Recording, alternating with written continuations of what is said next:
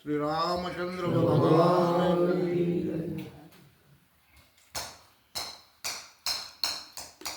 શ્રી ગુરુચરણ સરોજ નિજમન મુકુર સુધાર બરણવ રઘુવીર બિમલ યશ જોદાયક ફલચાર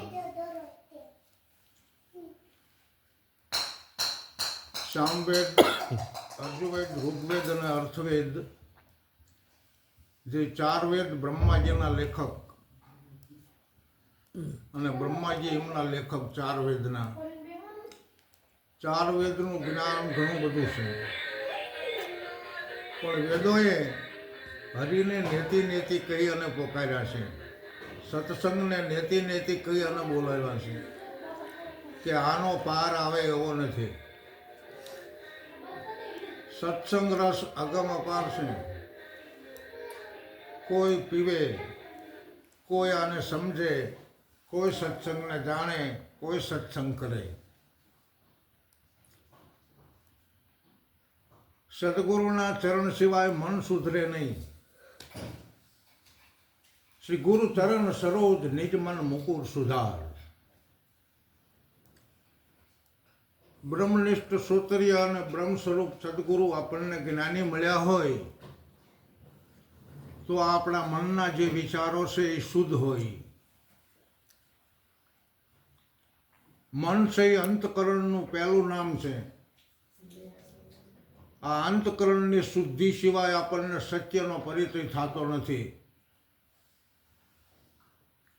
તો અંતકરણની શુદ્ધિ માટે તુલસીદાસ મહાત્માએ હનુમાન ચાલીસાની અંદર પહેલી શ્લોકની અંદર એમને લખ્યું કે શ્રી ગુરુચરણ સરોજ નિજમન મુકુર સુધાર.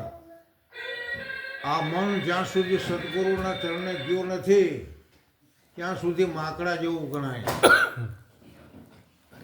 અને સદગુરુના ચરણે જ્યારે મન જીવું ત્યારે મન નિરંજન પુરુષ બની જાય છે.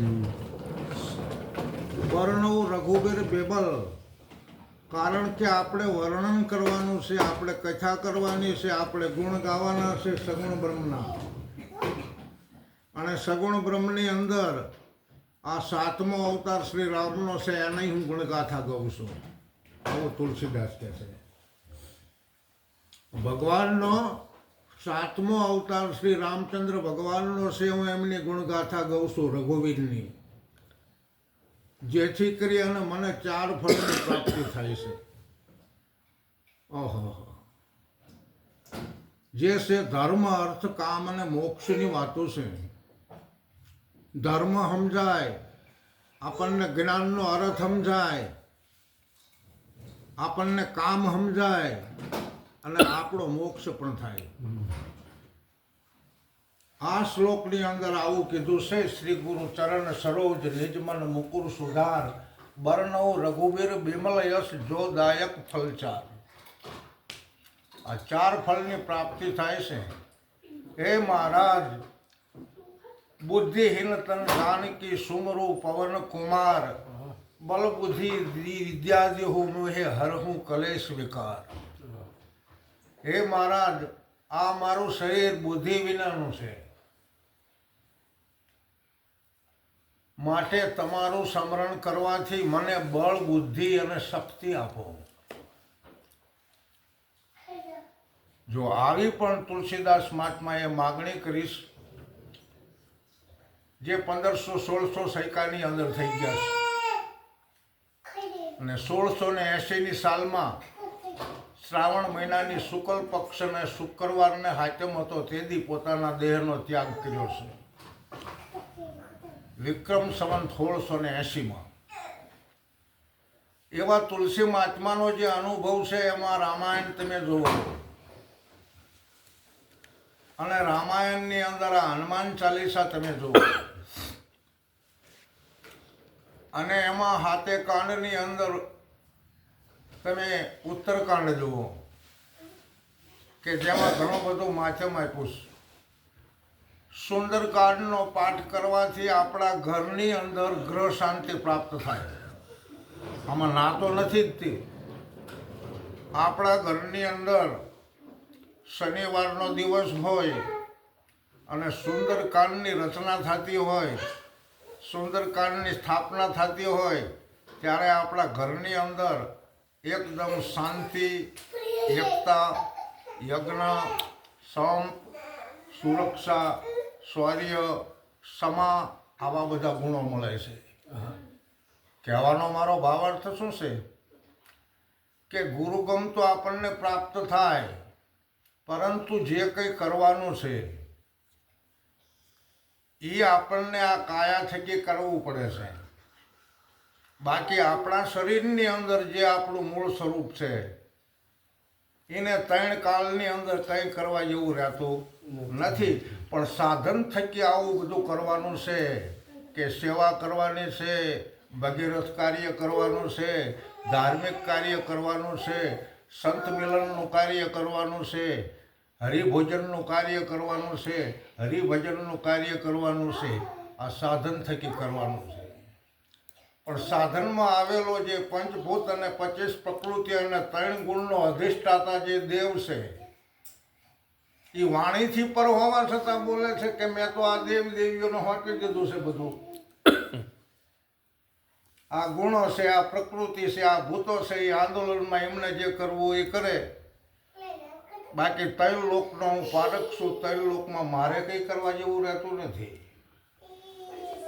એટલે આ પોતે આપણે કેવી છીએ એ નહીં, આપણે તો સાધનવાળા છીએ. અને ઓલો તો નિરંજન નિરાકાર છે. અને નિરંજન નિરાકારનું જ્ઞાન સદગુરુ મહારાજ આપણને બતાવે છે કે તારામાં પધાર્યો છે. આ એમાં કોઈ ના પણ નથી. તો હાડકા છે, માંસ છે, લોહી છે, ચામડી છે એ નથી. તો આનો ગુણધર્મ શું કે એ તો પંચભૂતમાં પ્રકૃતિ અને ગુણોનો ધર્મ છે. એ તો એને કરવો જ પડશે. એને શું કરવું પડશે? આગળ જે વાત કરી એવી રીતે સાધનને એકદમ સરળ બનવું પડશે, અંતકરણોની શુદ્ધિ કરવી પડશે. તો જ આપણને સત્યનો પરિચય થાય, નહીં તો ન થાય. અંતકરણમાં મન, બુદ્ધિ, ચિત્ત અને અહંકારની વાત કરી. આને શુદ્ધ બનાવવા માટે સત્સંગમાં જવું પડે, સંત મિલનમાં જવું પડે, સદગુરુના ચરણે જવું પડે. કારણ કે સદગુરુ પદ એવું છે કે જ્યારે આપણે અહીંયા પહોંચ્યા ત્યાં સુધી માયાની હદ છે. અને સદગુરુ મહારાજ આપણને માયાથી પરનું જ્ઞાન બતાવે. એના હિસાબે સંત સવારામે પણ લખ્યું છે કે નિજ મન નિશ્ચય કરી પરાની વાત કરી ખરેખરી. ઉલટી વાત આવી હૃદયમાં આવીને ઉછળી, નિજ મન નિશ્ચય કરી પરાની વાત કરી ખરેખરી. બહુ લેવલના શબ્દો છે. આ મન છે એ નિજ સ્વરૂપ છે. નક્કી કરો મન એવું શું છે. મનની જ્યાં સુધી વાત હશે, મનની જ્યાં સુધી મારામારી હશે, ત્યાં સુધી માયાની રમત છે. પણ મનની પહેલી પાર આપણે જાવીને ત્યારે આપણને અગમનું જ્ઞાન થાય, ત્યારે આપણને સત્યની ભૂમિકાનું જ્ઞાન થાય. સત્ય ભૂમિકા છે, ના નથી. જેને સદગુરુનો દેશ કહેવાય. અને સદગુરુના દેશમાં જવા માટે આપણે કંઈક સમર્પણ કરવું પડે છે. શેનું સમર્પણ કરવું પડે છે કે જે આપણને સાધન ઇન્દ્રિયોનું મળ્યું છે, આ સ્થૂળ દેહવાળું જે શરીર છે એનું કામ નથી. એનું કામ આ મરતલોકની અંદર મજા કરવાની છે, આનંદ કરવાનો છે, સેવા કરવાની છે, સત્સંગમાં જવાનું છે. પણ આ તો જે દેશની અંદર જવાની વાત છે, પછી સંક્ષેપમાં આપણને સમજણ આવી જશે કે મહારાજ વાત કરતા હતા કે ભાઈ સતલોકની અંદર જવામાં તો આ બધું આમને નામ છે. પણ જ્યારે અટપટો ખેલ આપણને સમજાશે ત્યારે અત્યારે હાલમાં જ્યાં આપણે બિરાજમાન છે અને ગજગંગા બધી બેઠી હોય અને અહીંયા સંતો બિરાજમાન હોય, પછી અહીં આપણને ઘર મકાન નો ભાંસે. અટપટા ખેલની વાત કરું છું. ઘર મકાન નો ભાંસે, પણ આપણને એક એવો સતગુરુનો દેશ ભાંસે કે અત્યારે આપણે સતગુરુના દેશમાં બિરાજમાન છીએ. સહેજે સમરણની વાત છે. હરદમ હરીને નિરખતા પ્રેમે થયો પ્રકાશ, સહેજે સહેજે સદગુરુ મળ્યા પૂરી મારા અંતર કેરી આશ. મારા અનુભવના શબ્દો છે. હરદમ હરીને નિરખતા પ્રેમે થયો પ્રકાશ, સહેજે સહેજે સદગુરુ મળ્યા પૂરી મારા અંતર કેરી આશ. એટલે આપણે જ્યાં બિરાજમાન હોય, જ્યાં સત્સંગ ચાલતો હોય, ત્યાં સદગુરુનો દેશ હોય. જેવી રીતે ગીતાજી આપણને સમજાવે છે કે હે અર્જુન, જ્યાં ગીતાનો પાઠ ચાલતો હોય અહીંયા હું છું, મારા સિવાય બીજું કંઈ છે નહીં. જ્યાં ગીતાનો પાઠ હોય અહીંયા મારું મુકામ છે, ગીતા મારું ઘર છે, હું ગીતાના આશ્રયે છું. તો આપણે પણ ગીતા જ્ઞાનના આશ્રયે છીએ, ગીતા જ આપણું ઘર છે. આપણે જ સદગુરુના દેશમાં છીએ અને સદગુરુ જ આપણા ભગવાન છે.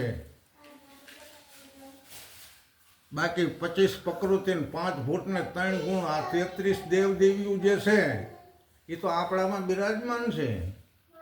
અને એમને એમનું કામ કરવાનું છે, પણ શ્રેષ્ઠ કામ કરવાનું છે, ઉત્તમ કામ કરવાનું છે. આમાં રજોગુણ ચાલે નહીં બહુ, તમોગુણ ચાલે નહીં બહુ. એના હિસાબે આપણે શું કરવું? કારણ કે ગુણો ત્રણે છે એટલે ત્રણે ગુણોનું કામ તો છે. પણ રજોગુણથી આપણને શું થાય છે? તમોગુણથી આપણને શું થાય છે? રજોગુણથી આપણામાં આળસ આવે છે, આપણામાં પ્રમોદ આવે છે. આપણે કંઈ સત્સંગમાં નથી જવું, આ શિયાળાની ટાઈટ ને ગોદડા ઉઠીને હોઈ જવાય દો નહીં. ભૂખ લાગી છે એટલે લાવવાનું, બીજી વખત રાંધવાનું કરો ને ખાવું છે. આ રજોગુણનું કામ છે. તમો ગુણ હાલે એટલે કોકની હારે વઘારવાની થાય. એટલે રજો તમોને દબાવવા માટે પ્રયત્ન કરવાનો છે. આમાં સત્વગુણ ચાલવો જોઈએ. અત્યારે હાલમાં જો આપણે સદગુરુ મહારાજના દેશમાં બિરાજમાન હોય તો આપણામાં અત્યારે સદગુણ ચાલુ છે. સદગુણ તો ચાલુ છે, પણ એક આની અંદર શુદ્ધ નાડી પણ ચાલુ છે, જેના હિસાબે આપણે સત્સંગને સાંભળી શકીએ. આ અહીંયાની અંદર એક કોરો કાગળ છે, એને કોરો રાખવાનો છે. કોરો રાખ્યા પછી સત્ય સત્સંગ સાંભળવામાં આવે તો એ કોરા કાગળની અંદર લખવા માંડવાનું છે. આ અહીંયાની અંદર કોરા કાગળની અંદર લખો સદગુરુ મહારાજનો ઉપદેશ. આ અહીંયાની અંદર કોરો કાગળ છે, એમાં લખો સત્ય સત્સંગ. ઉપર શીર્ષક લખો સત્સંગ ધારા ઈદ ભજન ધારા. અને કાગળ લખાય છે એટલે પછી વંચાય છે કોને? તમારે જ વાંચવાનો છે. તમારા હૈયાની અંદર લખેલો કોરો કાગળ તમારે જ વાંચવાનો છે.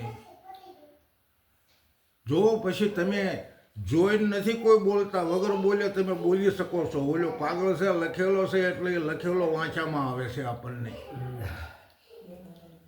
ભવાનીદાસ મહારાજનો અનુભવ છે કે હૈયાના કોરા કાગળ લાવો, એમાં સહી કરીએ. અને નીચે સદગુરુ મહારાજની સહી થઈ જાય. સહી કર્યા વિના હા શું કહેવાય? આપણે ગમે તે કંઈ ઓલું કરવું હોય તો સહી કરાવવી પડે. મામલતદારની ઓફિસે મામલતદારનું કામ હોય તો એમનો સહી સિક્કો જોઈએ. કલેક્ટર ઓફિસે જ્યાં હોય તો એમનો સહી સિક્કો જોઈએ. શિક્ષક પાસે દાખલો કઢાવવા જોઈએ, જન્મ તારીખનો તો શિક્ષકની સહી જોઈએ, સિક્કો જોઈએ. પ્રમાણપત્ર કઢાવવા જવાય આપણું તો એમની સહી સિક્કો જોઈએ. તો આ કોરા કાગળની અંદર આપણો સત્સંગ, એમાં સહી જોઈએ. હૈયાના કોરા કાગળ લાવો, એમાં સહી કરીએ. અલખની સહી, સદગુરુની સહી. નહીતર તો ગોચ કરી કે નહીં આલમમાં, નહીં અકબરમાં, નહીં પીરુમાં પરચો, નહીં સૂર્યમાં, નહીં ચંદ્રમાં, ન્યારા નિરંજન નિરખો, એમાં સહી કરીએ. મારો નિરંજન તો ન્યારો છે. મારો વાલોજી કયો, મારો પિયુજી કયો, મારો સાયોજી કયો, મારો શ્રી હરિ કયો. આ એકને આપી છે ઉપમા. આ બધાથી ન્યારો છે. નહીં માતરો નહીં તાતરો, કોણ બેની ને કોણ ભાઈ. ખટ દર્શનમાં ખટપટ લાગી એવી વાતો વંચાય એમાં સહી કરીએ. કેટલી બધી વાત કરી. નહીં નાદનો નહીં બૂંદનો, કોણ ગુરુ ને કોણ ચેલો. દળહળ જોત જલત હે આપે રહે અકેલો, એમાં સહી કરીએ. હૈયાના કોરા કાગળ લાવો એમાં સહી કરીએ. આ વચન ભેદ કોઈ વિરલા જાણે, અવર ન જાણે કોઈ. જોધાને પ્રતાપે ભણે ભવાની દાસ, જેને રંગ હોય સવાયો. સત્સંગનો રંગ હવાયો રંગ છે. બીજા રંગોનું કોઈ મૂળ ન ગણાય. અને સત્સંગ રંગનું મૂળ અમૂલ્ય છે. અને એ કોઈ માણસને હવાયો રંગ સળી દેવો જોઈએ. સત્સંગ રંગ જેને કહેવામાં આવે. આ જોધલપીર થઈ ગયા છે 1470ની સાલમાં. વિક્રમ સંવત 1470. કેટલા વર્ષો થઈ ગયા.